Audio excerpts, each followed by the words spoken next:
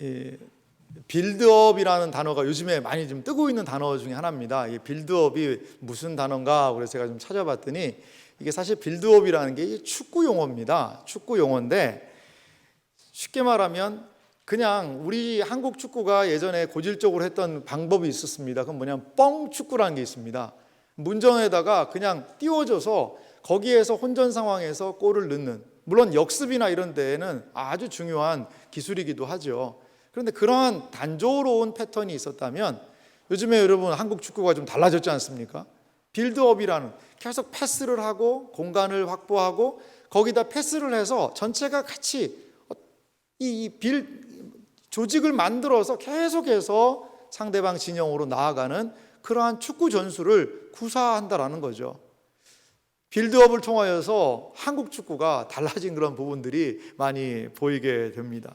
저는 그 축구의 내용을 이렇게 보면서 이런 생각이 좀 들었습니다.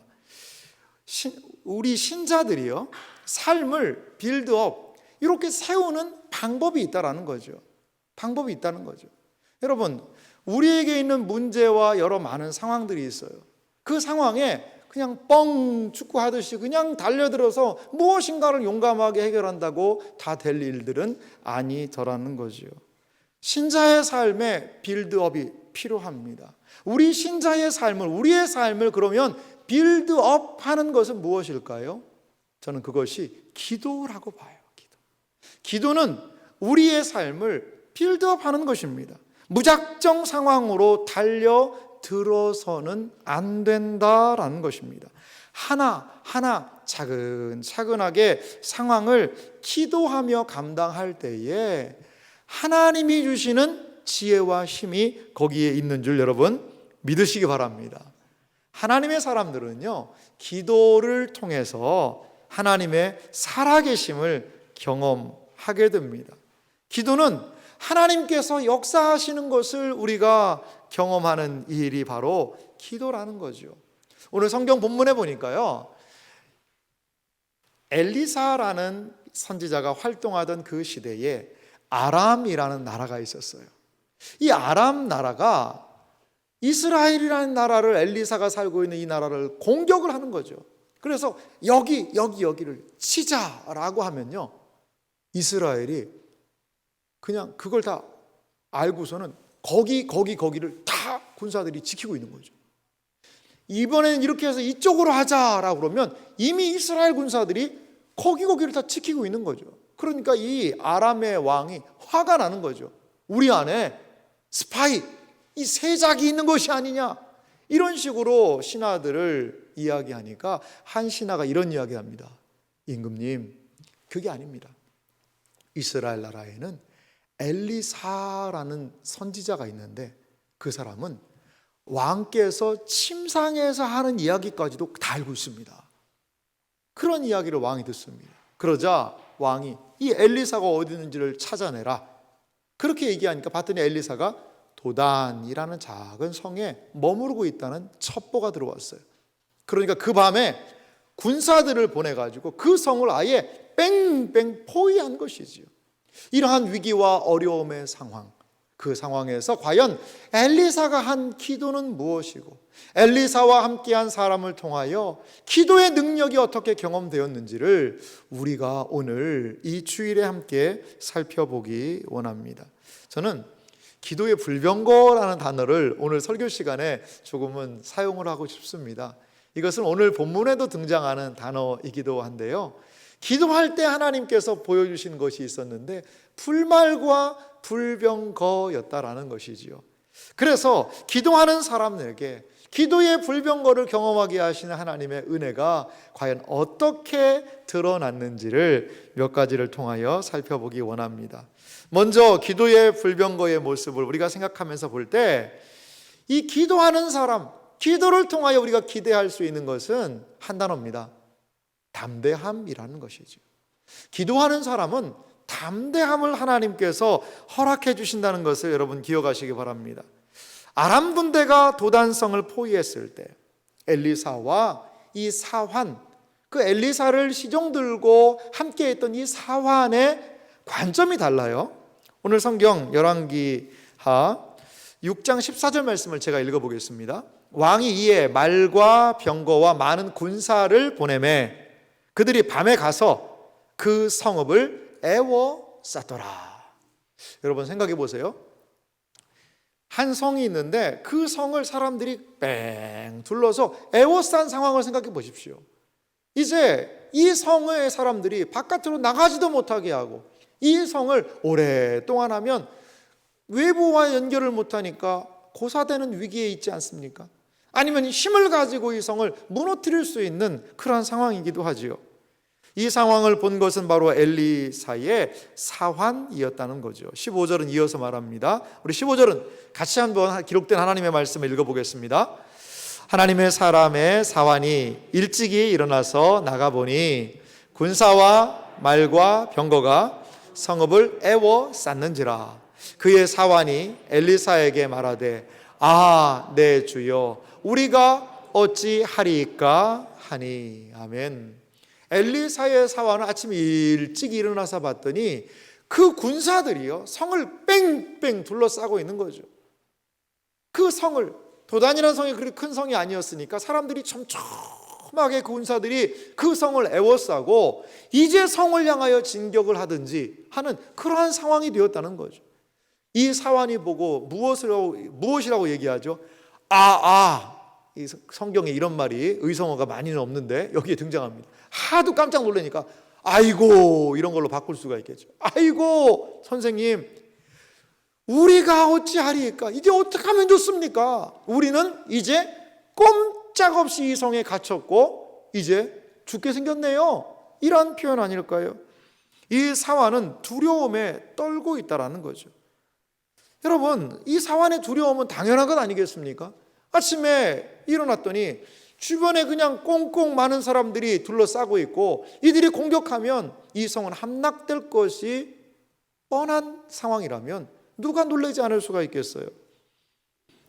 하지만 엘리사는요 이 상황에서 한 가지 말을 이 사환에게 하는 것을 볼 수 있습니다. 16절 말씀 보니까요 대답하되 두려워하지 말라.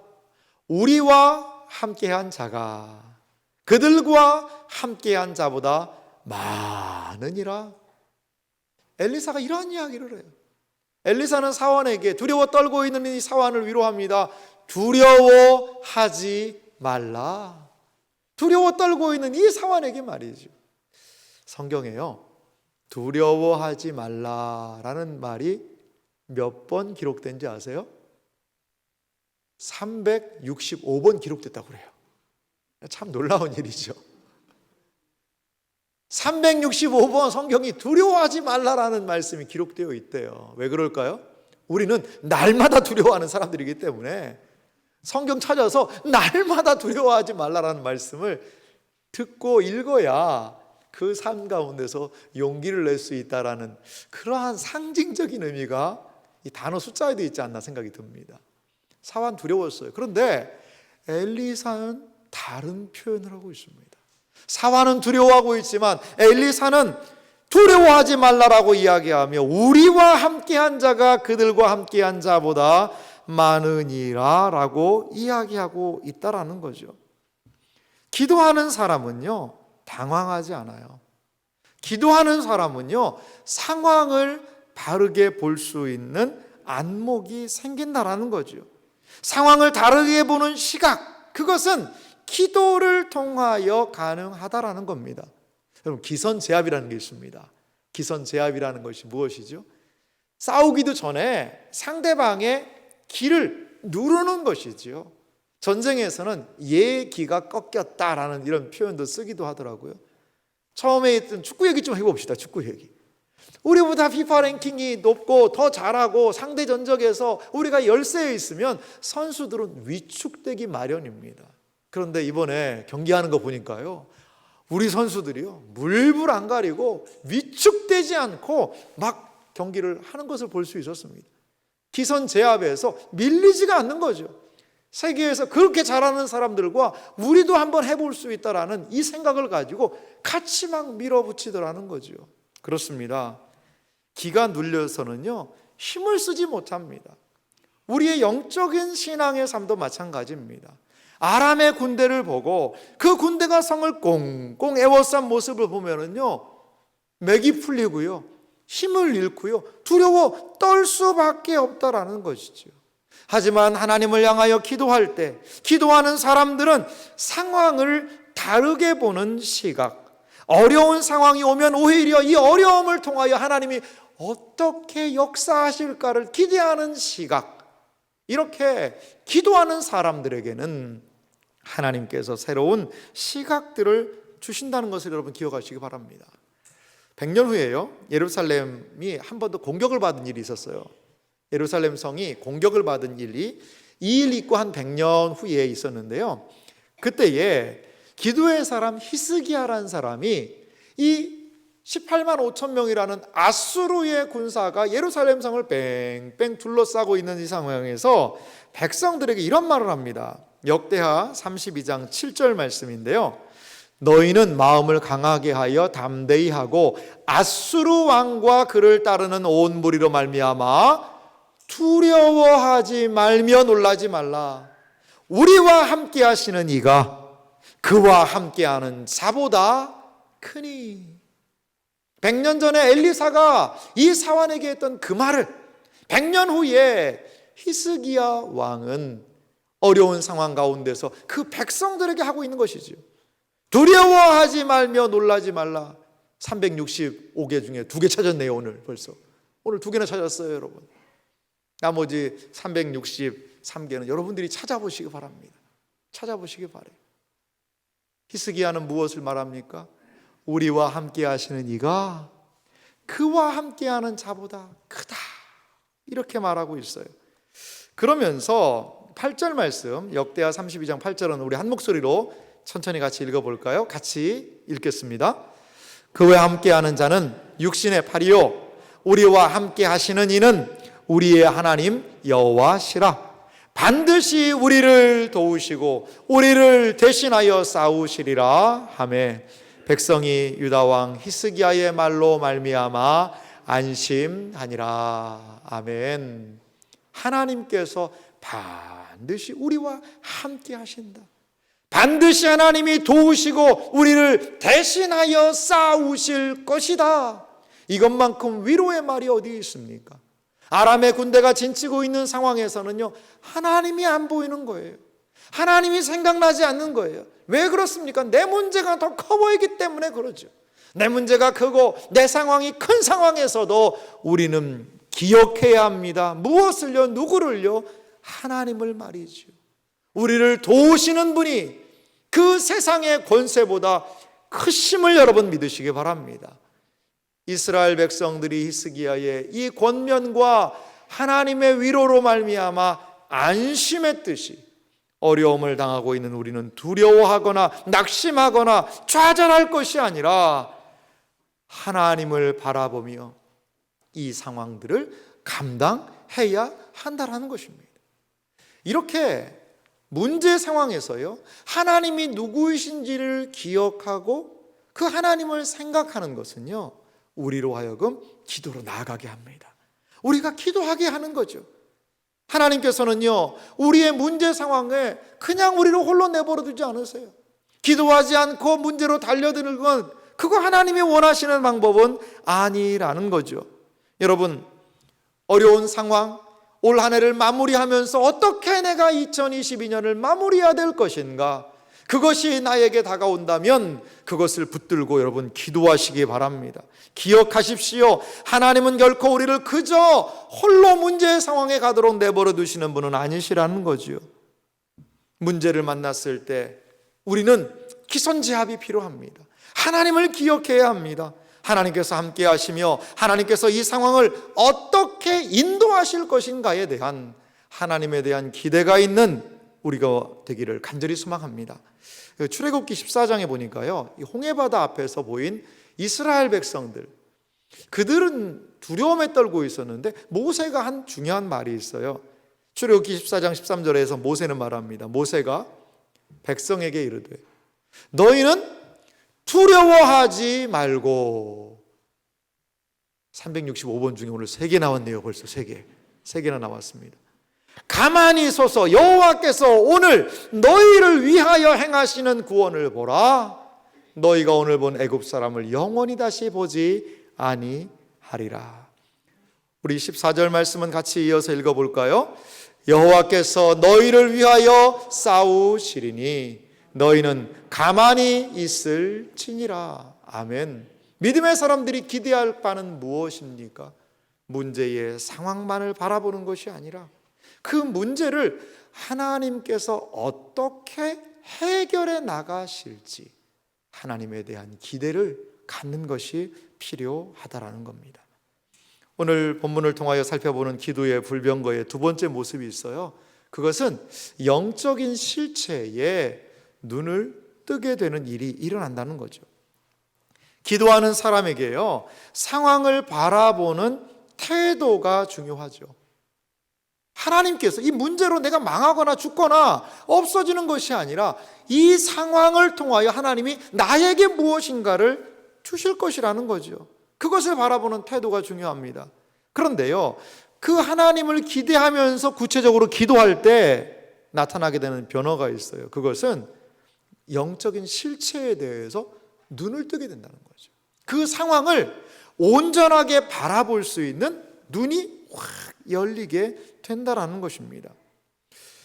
오늘 열왕기하 6장 17절 말씀 보니까요, 엘리사의 기도인데요, 이렇게 기도합니다. 기도하여 이르되 여호와여 원하건대 그의 눈을 열어 보게 하옵소서 하니 여호와께서 그 청년의 눈을 여심해 그가 보니 불말과 불병거가 산에 가득하여 엘리사를 둘렀더라. 아멘.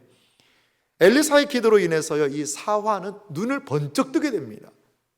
여기서 눈을 뜨는 것은 우리가 정상적으로 관찰할 수 있는 그러한 상황은 분명히 아니지요. 하나님께서 그 눈을 열어주셔서 우리의 이 육신의 눈으로 볼 수 없는 하나님이 하시는 그 일, 하나님이 지금 어떠한 상황을 펼쳐 보이시는지를 깨달아 알게 한다는 거죠. 사화는 산에 가득하여 엘리사를 두르고 있는 불말과 불병거를 보게 되었습니다. 기도하는 사람에게 임하는 특권이 있습니다. 그것은 무엇이냐? 영적인 세계에 대한 확신, 안목이 열리게 된다는 거죠. 여러분, 신앙생활은 무엇일까요? 신앙생활은요, 시선에 대한 싸움입니다. 시선에 대한 싸움이에요. 신앙생활을 할 때 보면 수많은 문제와 여러 가지 상황들이 우리 앞에 몰려옵니다. 신앙생활 잘 열심히 한다고 해서 모든 문제가 나의 눈앞에서 다 사라지거나 없어지는 것 아닙니다. 여전히 건강에 문제가 있을 수 있고요, 여전히 가정에, 여전히 사업에, 직장에 많은 상황들이 우리 앞에 밀려오고 다가옵니다. 그러한 상황이 우리 앞에 놓여 있게 될 수 있어요. 그런데 기도하는 사람들은요, 그 문제만을 바라보고 집중하는 것이 아니라 그 문제 너머에 하나님의 역사하심을 기대하고 바라보는 눈이 기도를 통하여서 열리게 된다라는 겁니다. 지금 엘리사가 기도할 때에 이 사환의 눈은 아람의 병사들, 도단성을 가득 포위하고 있는 이 병사들의 시선이 고정되어 있었는데, 이제 기도할 때에 그의 눈이 열리자 눈을 들어보니 산을 가득 둘러차고 있는 불말과 불병거, 하나님의 보호하심에 눈뜨게 되었다라는 것이지요. 기도할 때에 시선은 이동됩니다. 우리의 문제에서 우리가 기도할 때에 그 문제를 해결하시는 하나님을 향하여 우리의 시선이 이동될 수 있다는 것을 여러분 믿으시기 바랍니다. 신앙은 시선 싸움입니다. 어디에 시선을 두어야 할까요? 무엇에 우리의 시선을 두어야 할까요? 문제와 어려움과 이 세상에 두려워하는 것들에 우리의 시선을 두는 것이 아니라 기도를 통하여 문제보다 크시고 문제를 해결하실 수 있는 하나님을 향하여 우리의 시선이 이동되는 은혜가 기도할 때 일어나기를 주님의 이름으로 소망합니다. 이렇게 눈이 열려야 돼요.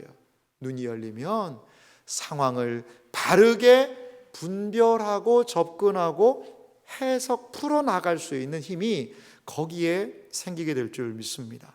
초대교회를 보니까요, 사도행전에 보니까 초대교회에 좀 문제가 좀 있었던 것 같아요. 이 초대교회에 어려움이 그 교회에게 닥쳐왔습니다. 그것은 구제에 대한 문제였어요. 그래서 매우 어려운 상황을 이렇게 사도행전 6장 1절은 말하고 있습니다.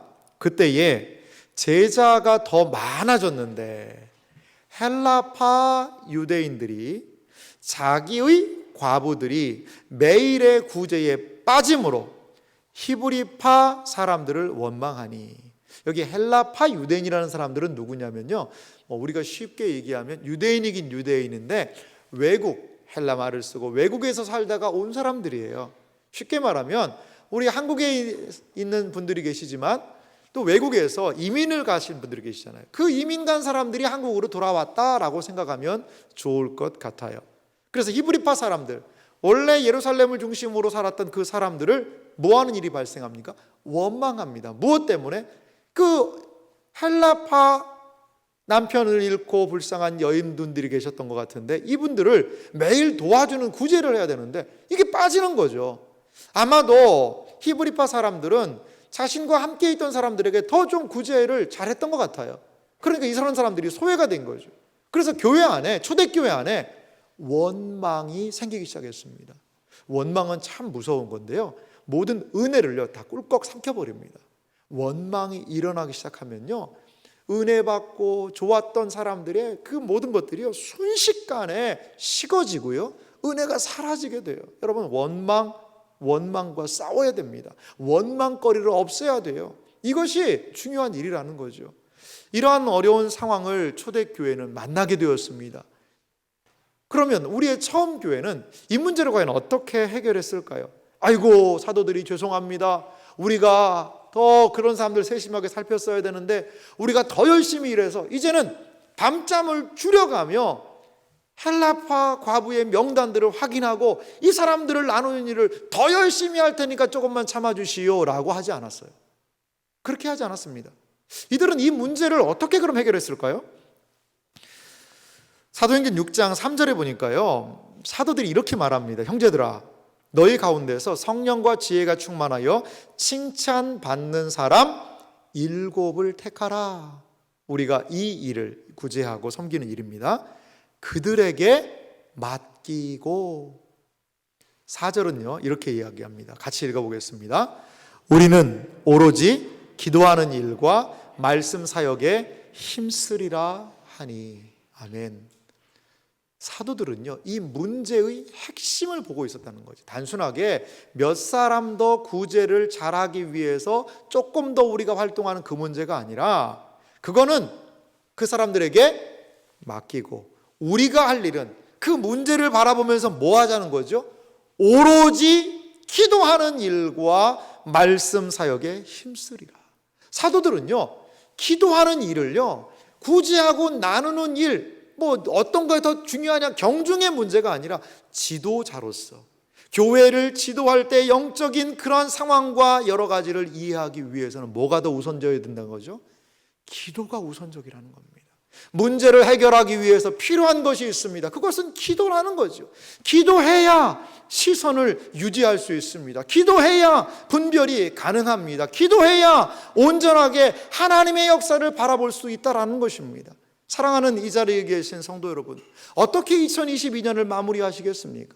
그냥 바쁘고 분주하고 올 한 해 다 하지 못한 일들을 그냥 마지못해 빨리빨리 처리하면서 2022년을 마무리하고 허겁지겁 새로운 해를 덜컥 맞이하시겠습니까?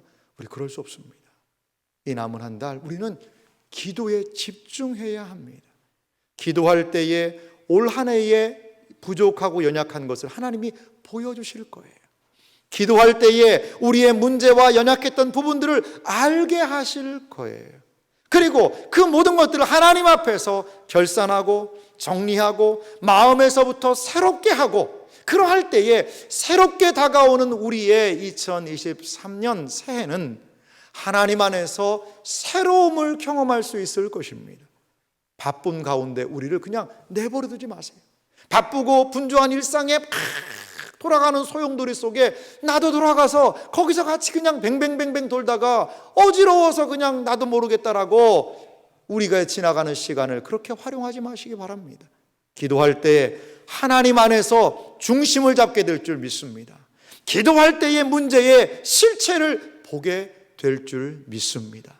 믿음의 사람들은 기도하며 눈이 열리고 실체를 바라보는 사람들이라는 것입니다. 이렇게 우리가 기도의 사역을 통하여서 하나님께서 우리 안에 펼치시는 놀라운 은혜의 역사를 경험하는 모든 분들이 되시기를 주님의 이름으로 소망합니다. 마지막 이 기도의 불병거가 우리에게 보여주고 도전하는 것이 있어요. 그것은 상황을 역전하신다는 겁니다. 우리는요, 우리의 상황에 대한 바른 태도가 필요하다라고 말씀을 드렸습니다.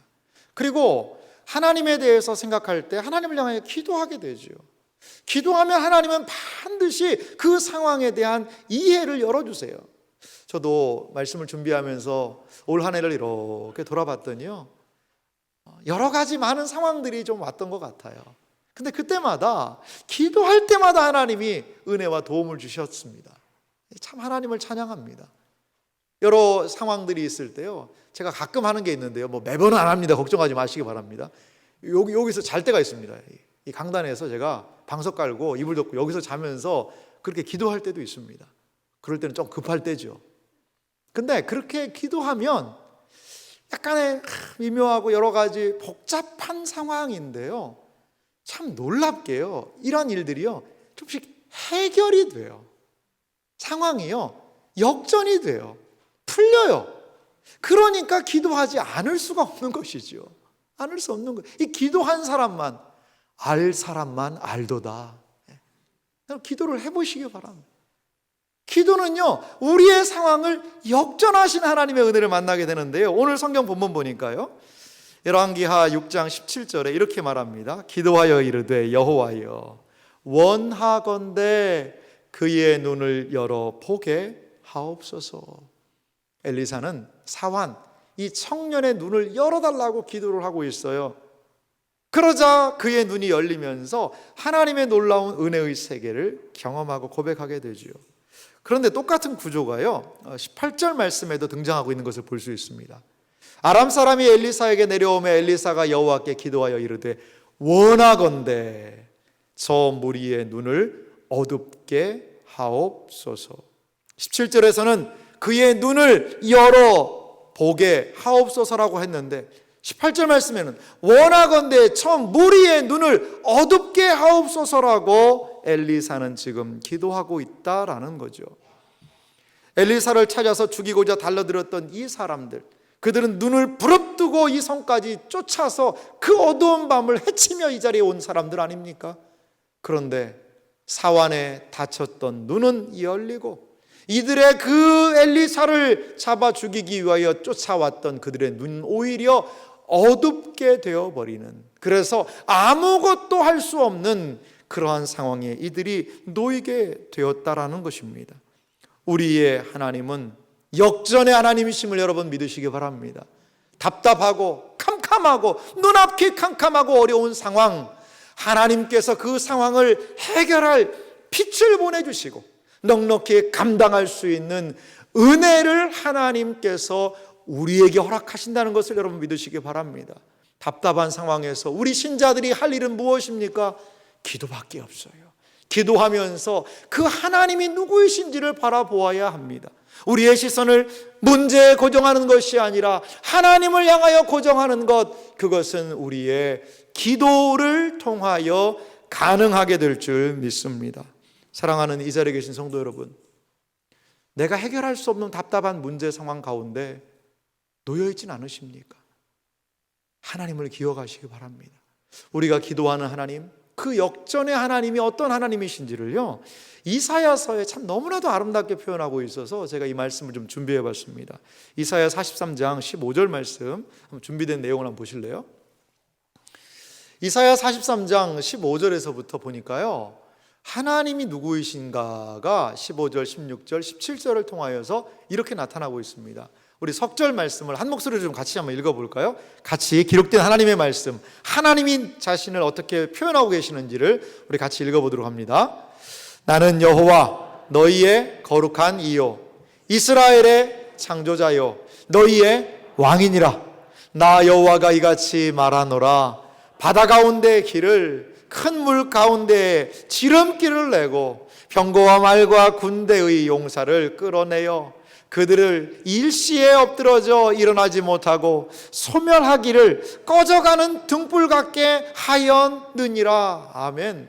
하나님이 이러한 분이시라는 겁니다. 하나님이 왕이시요 하나님은 창조주시요 바다 가운데 길을 큰 물 가운데 지름길까지 내시는 하나님, 군대를 소멸하시는 그 하나님이다라고 하나님은 자신을 소개하십니다. 그러면서 우리에게 하는 당부가 있어요. 이 하나님을 믿는다면, 이 하나님께 시선을 둔다면, 이 하나님을 바라보는 사람이라면 어떻게 무엇을 하나님 앞에서 기대해야 되는지를 18절과 19절에 우리에게 이렇게 말하고 있습니다. 두 절도 우리 한 목소리로 좀 같이 읽어볼까요? 같이 읽겠습니다. 너희는 이전 일을 기억하지 말며 옛날 일을 생각하지 말라. 보라, 내가 새 일을 행하리니 이제 나타낼 것이라. 너희가 그것을 알지 못하겠느냐? 반드시 내가 광야에 길을, 사막에 강을 내리니. 할렐루야. 이것이 바로 시선을 하나님께 고정한 사람들이 기대할 바라는 거지요. 이전 일을 기억하지 말며 옛날 일을 생각하지 말고 새 일을 행하시는 하나님, 이제 나타내실 하나님, 이 놀라운 은혜와 특권을, 이 역전의 역사를 누구에게 허락해 주십니까? 바로 기도하는 사람을 통하여 하나님은 이 놀라운 은혜를, 역사를 허락하여 주실 줄 믿습니다. 우리에게 금요 생명 기도회가 있다는 것이요, 얼마나 큰 은혜인지 모르겠어요. 우리가 기도할 수 있다는 것, 함께 모여서 나의 상황을 하나님 앞에 쏟아낼 수 있는 기도의 자리가 있다는 것, 이것이 얼마나 큰 은혜인지 모르겠어요. 올 한 해를 어떻게 마무리하시렵니까?